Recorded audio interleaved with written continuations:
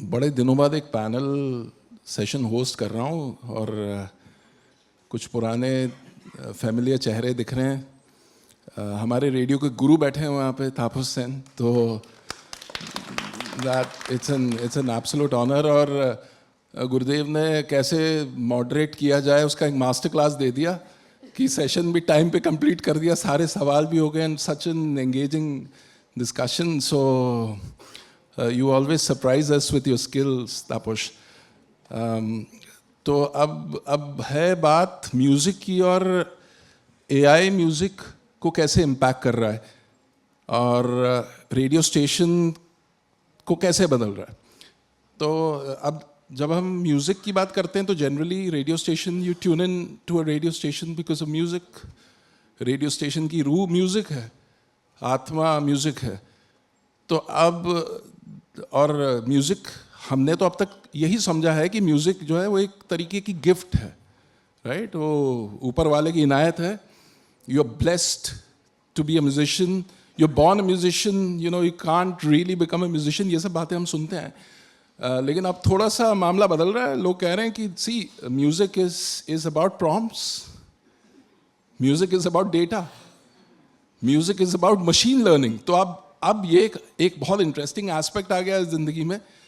तो अब सवाल ये है कि ये एआई म्यूज़िक को कैसे बदल रहा है और रेडियो को कैसे बदल रहा है, यही आज जानने की कोशिश करेंगे। और पैनलिस्ट बड़े इंटरेस्टिंग हैं।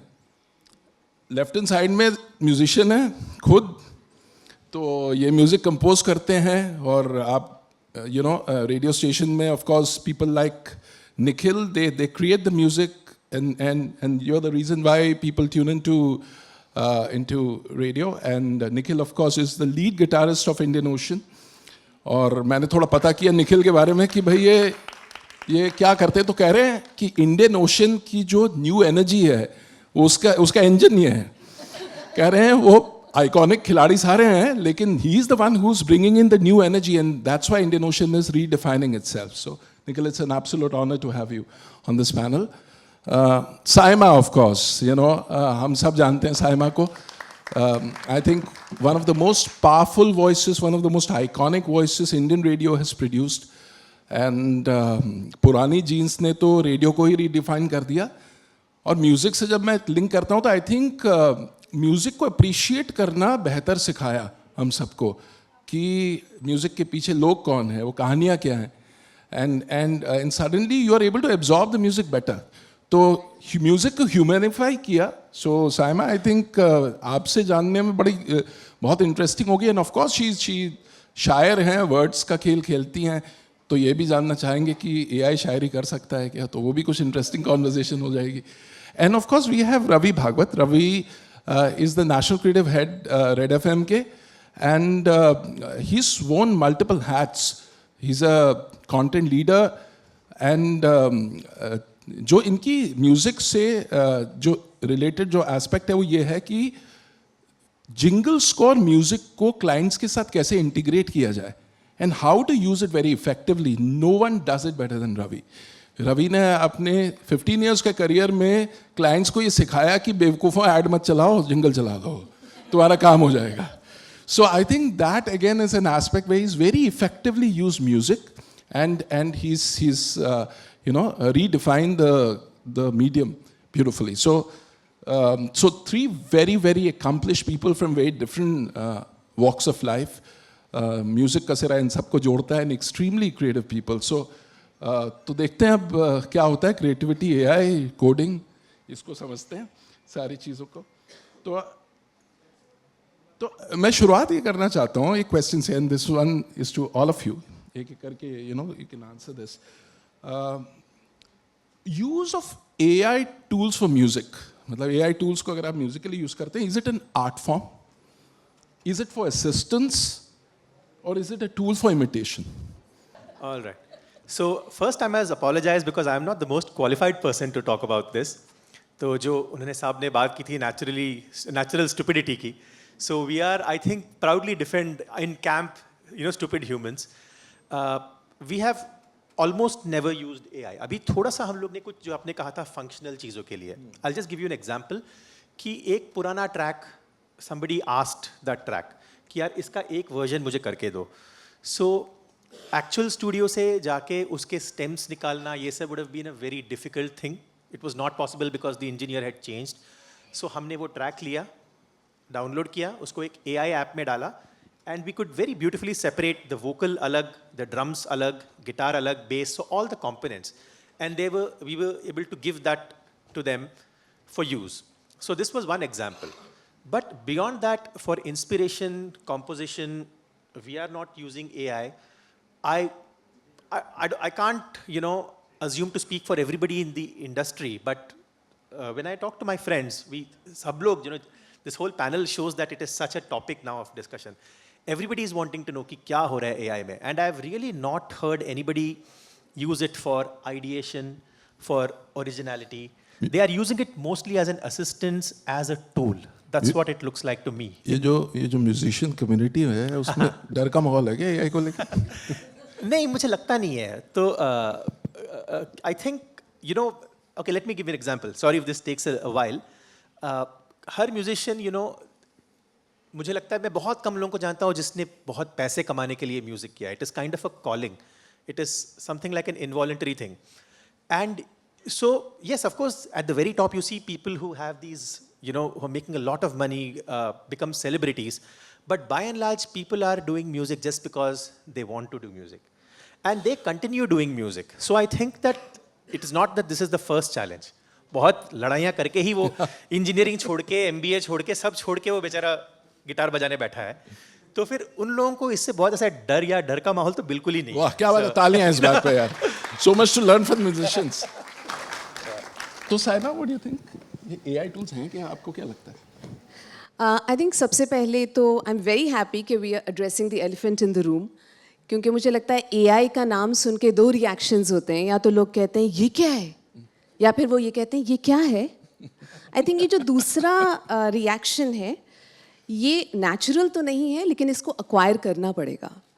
ये एक टेक्नोलॉजी है और हमने as human race, as a nation, technology को हमेशा वेलकम किया है.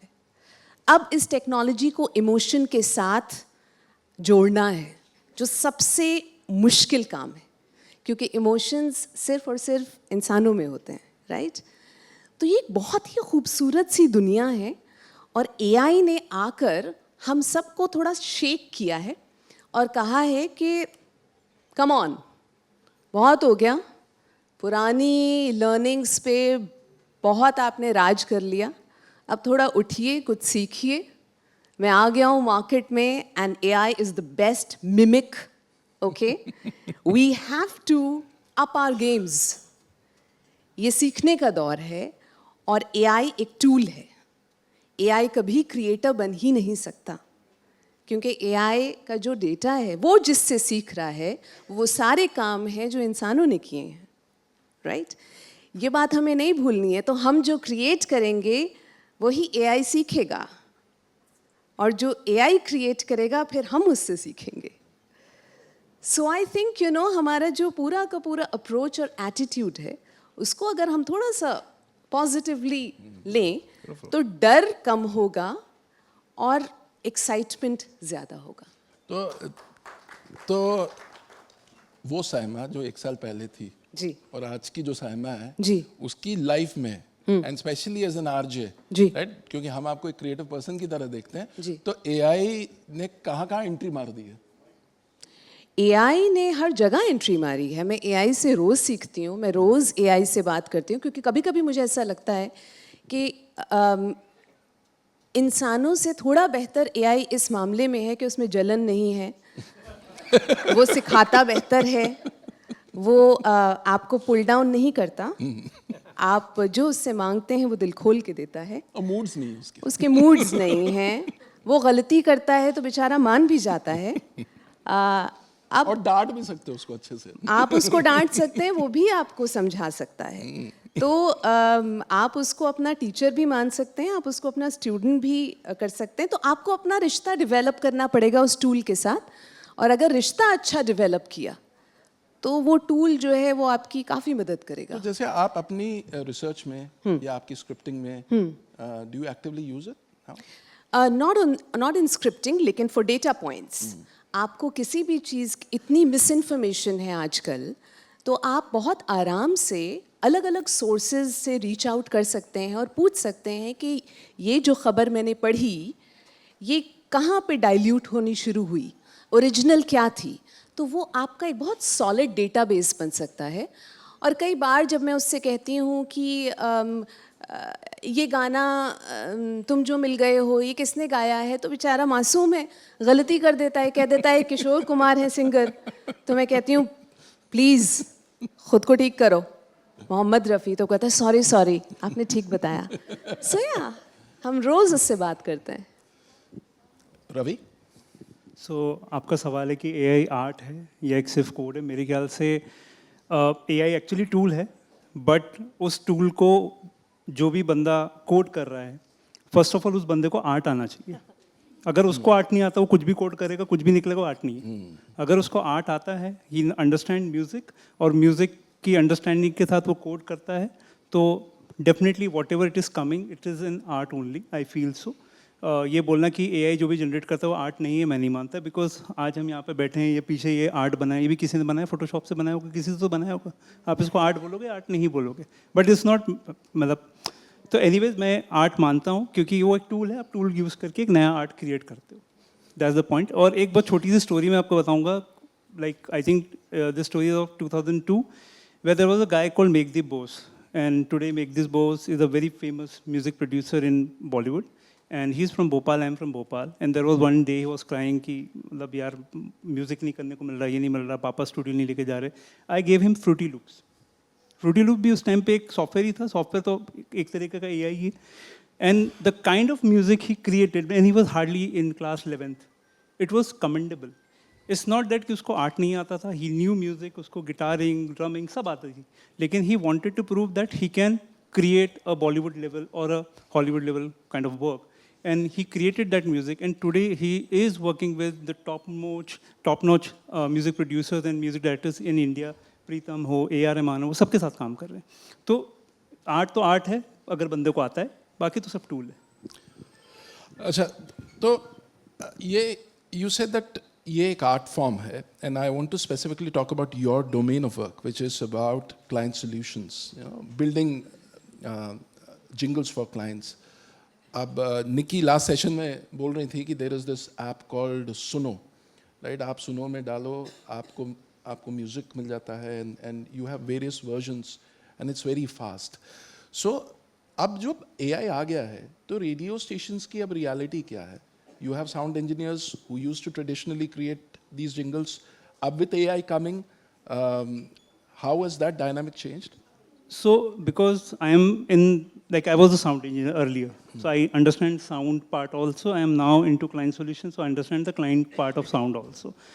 सबसे बड़ा प्रॉब्लम है, और I don't know why radio has never addressed this point, कि we never charge for our jingles. मतलब जिंगल का काम तो इतना फ्री फंड का मामला है कि भाई जिंगल बना दे, कैसे बनता है, कितना मेहनत लगता है, कोई नहीं सोचता। बंदे ने 12 घंटे लगाए, यार मज़ा नहीं आ रहा, आवाज़ चेंज कर दे, कैसे, कहाँ से आएगा? मजाक समझ रखा है क्या लोगों ने? ठीक है, आपने 12 घंटे बनाया, फिर आपने सुनाया, मना हो गया। मैं अभी रिसेंट एग्जांपल देता हूँ, मैं सुनो बहुत पहले से यूज़ कर रहा हूँ, और अभी भी मेरे ऑफिस में है बहुत लोग, उनको सुनो पता है, बट वो यूज़ नहीं करते। बहुत सारे साउंड इंजीनियर्स ऐसे हैं मेरी टीम में जो यूज़ करते हैं, कई लोग अभी भी यूज़ नहीं करते। क्या करना दादा अपने को सब करके। बट अभी रिसेंट एग्जांपल है, मैं पिछले काफ़ी टाइम से मैं खुद क्योंकि जानता हूँ, तो मैं अब साउंड इंजीनियर्स पे मैं खुद म्यूज़िक बना लेता हूँ, मैं जिंगल प्रोड्यूस कर देता हूँ, पहले क्लाइंट को सुना देता हूँ, भाई तू सुन ले, तेरे को 1 वर्जन नहीं 4 वर्जन दे रहा हूँ, तेरे को कौन सा पसंद आ रहा है वो बता दे। क्लाइंट बोलता है ये बढ़िया लग रहा है, तो मैं उससे पूछता हूँ ऐसे ही चला दें या कुछ, यार इसको गवा दो, थोड़ा सा गवा देते। तो हम how we use, I create from a tool, I show it to the client, make him understand how the entire thing will happen, and then my production team, I give it to them. There are team very good producers who again redesign the entire sound. They ensure that it is वापस गाया गया है, properly किया गया है, and then it is given to the client. So it is actually saving a lot of time for us. It is becoming easier for us to make a client understand कि उनका jingle कैसे सुनाई देगा, and we clearly tell our client that this is made by AI. So you should be very well aware हम क्या बना के दे रहे हैं आपको. ऐसा नहीं कि कुछ भी बना. मैंने देखा है ऐसे कई ऐसे जिंगल्स मेरे पास आए हैं दूसरे स्टेशंस के हैं जहाँ पे उन्होंने बोला यार इनने बनाया है और मैं सुन के बोला तो AI से बना है भाई. आवाज़ भी नहीं बदली इसके अंदर. क्लाइंट ने ओके कर दिया. हाँ भाई क्लाइंट ने तो ओके कर दिया, वो तो अच्छा कर रहे हैं. तो ऐसा होता है, बट हम लोग कोशिश करते हैं कि पहले AI से बनाएं और हम रिप्रोड्यूस करें उसको. So what I can read from it, see एक एडवांटेज तो ये डेफिनेटली है कि आप प्रोएक्टिवली अगर से 10 जिंगल पहले कर पाते थे तो अब शायद आप 20-25 कर सकते हो, because you can save time, you can send those jingles out and then of course you can create the final ones later. Even सुनो जो बोल रहे हैं बहुत आसान है, इतना भी आसान नहीं है क्योंकि वो बहुत ही रोबोटिक आवाज़ भेज देता है कभी कभार. तो यू हैव टू ट्रेन सुनो also and you have to create your personalized personas आप क्रिएट कर सकते हो, उसके बेसिस पे वो करता है. तो वो बहुत अपने मेहनत आप में कला है. कला है, वो भी एक कला है अपने आप में. सुपर. ये जो रेडियो है, Tapas was mentioning about it, that radio is about emotions, it's about human connections. अब जब आप अपनी एक प्लेलिस्ट क्यूरेट कर रहे होते हो और आप अपना शो बना रहे होते हो तो आप एक शो का मूड पकड़ते हो and then you kind of create that playlist, maybe you and your music manager depending upon how it works in your radio station, right. ये AI का आपको लगता है कि इसमें थोड़ा सा वो आपका साथ दे सकता है इन प्लेलिस्टों को बनाने में, या आपको लगता है कि उसकी ज़रूरत नहीं है? नहीं, बिल्कुल 100% दे सकता है, बिकॉज AI जो है वो डेटा पे और इंस्ट्रक्शंस पे काम करता है. Now how do we design our radio station? जो हम म्यूज़िक सिलेक्ट करते हैं, जो मूड सिलेक्ट करते हैं, वो भी एक डिज़ाइन है. अगर मैं कहती हूँ कि मेरा आफ्टरनून शो जो है वो थोड़ा मेलो होना चाहिए, उसका मूड थोड़ा रोमांटिक होना चाहिए, ये मेरे प्रॉम्प्ट्स हैं. अब उस हिसाब से AI वो सारे गाने पिक कर सकता है जो अगर एक सिरे से चलें तो उस मूड को जस्टिफाई करेंगे. वहाँ पे आपका वक्त बचता है. आप एक एक करके गाने सिलेक्ट नहीं कर रहे. उसने आपको कुछ सिल के दे दिया.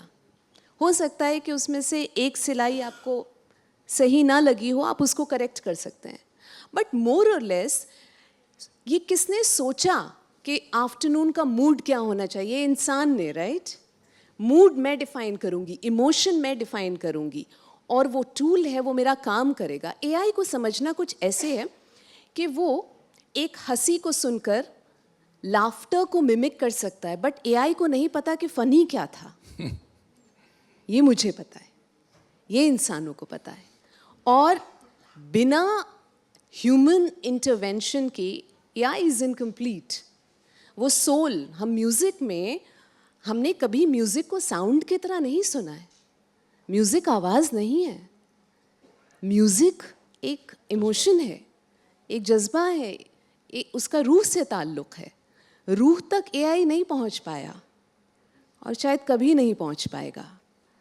वो जो एक गाने के एक लफ्ज़ पे हम ठहर जाते हैं. माँ को ये गाना बहुत अच्छा लगता है, बच्चे को पता है कि माँ को ये गाना बहुत अच्छा लगता है. वो बच्चा AI है, लेकिन बच्चे को ये नहीं पता कि माँ को वो गाना क्यों अच्छा लगता है.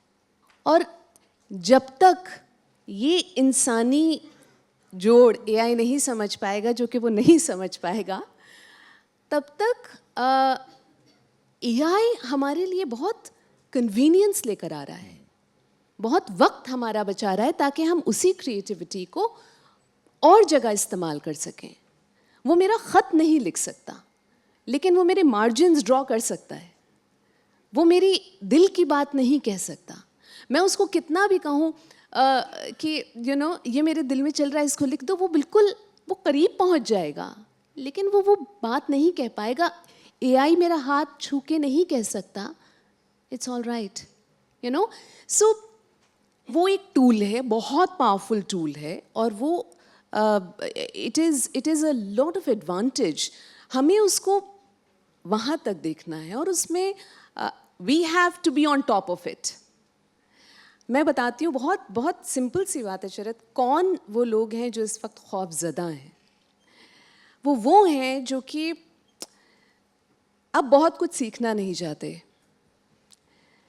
वही कंपोजर्स, उनको वो अगर AI को समझें और उसको इस्तेमाल करके आगे बढ़ें तो वो इजाफा है उनकी टैलेंट में। तो एआई को जब इंसान इस्तेमाल करता है ना, और अपनी एक सेंटेंस मैंने इंग्लिश का लिखा, उसको एक बेहतर बना के एआई डाल देता था, तो दिल में यही चलता है कि दिल को खुश रखने को गालिब ये ख्याल अच्छा है, यू नो।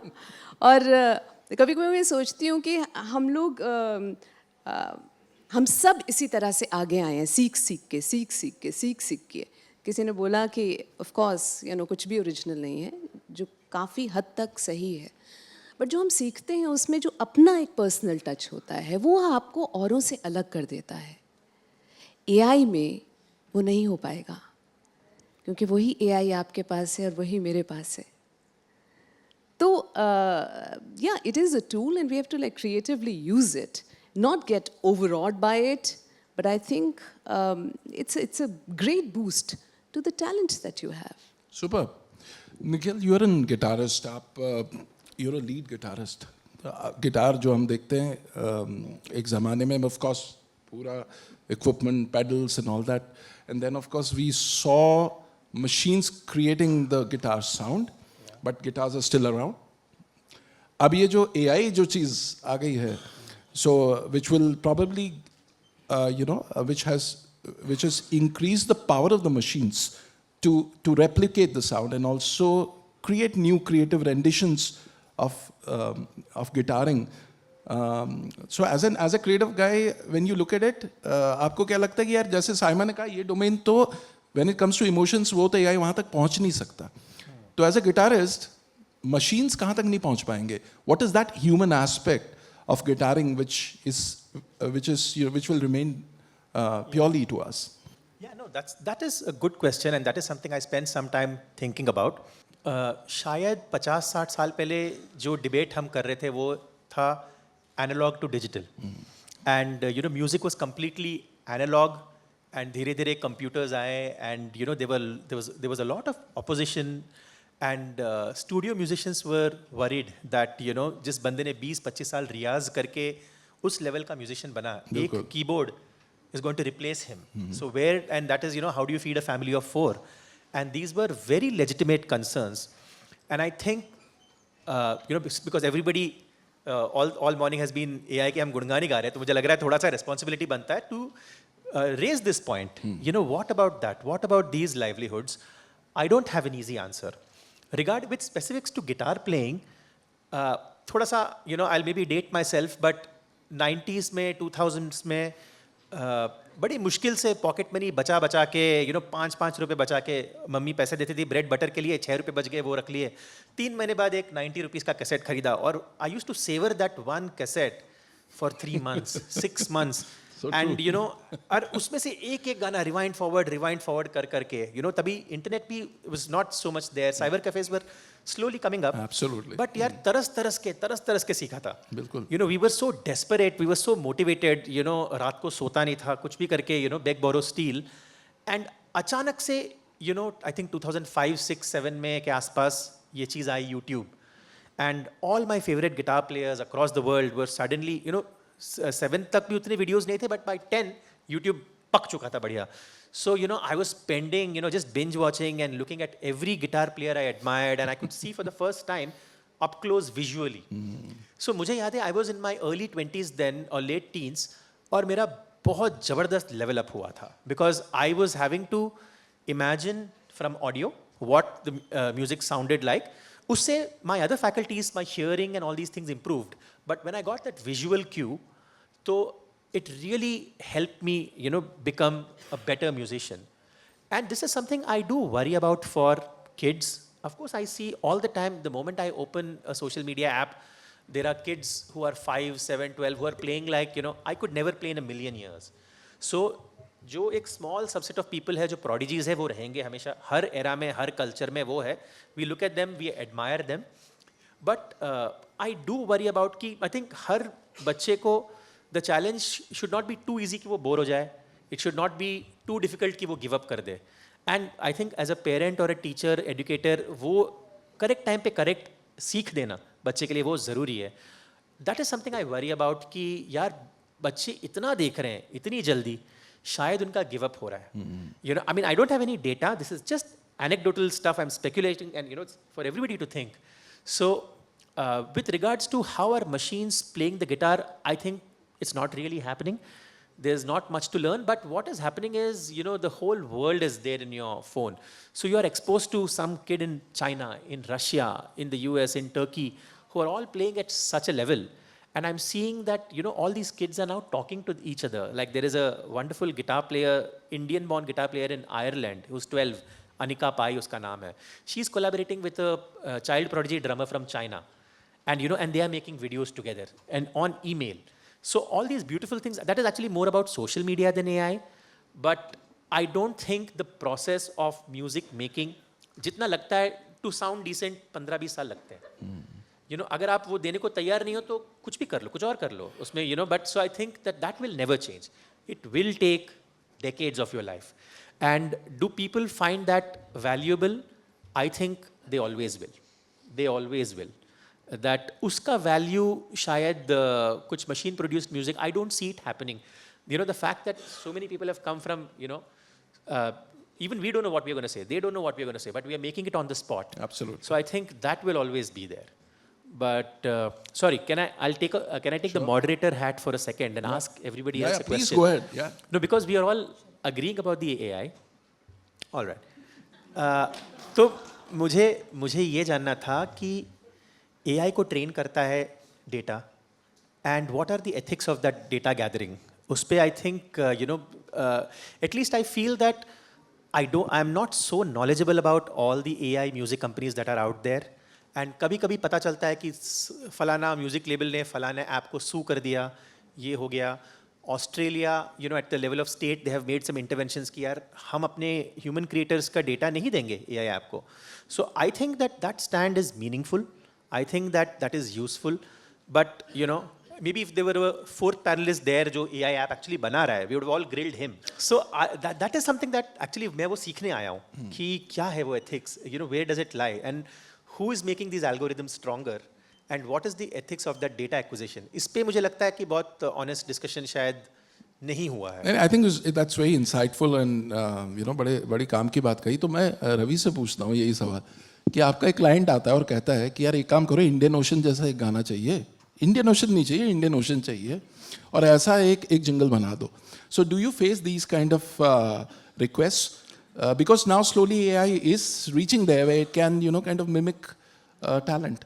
मैं बस इसका एक ही जवाब दे सकता हूँ. My daughter, she is like 14 years old, she lives in Dubai and she understand music. I keep telling you, सुनो से बना दे यार, कर दे यार.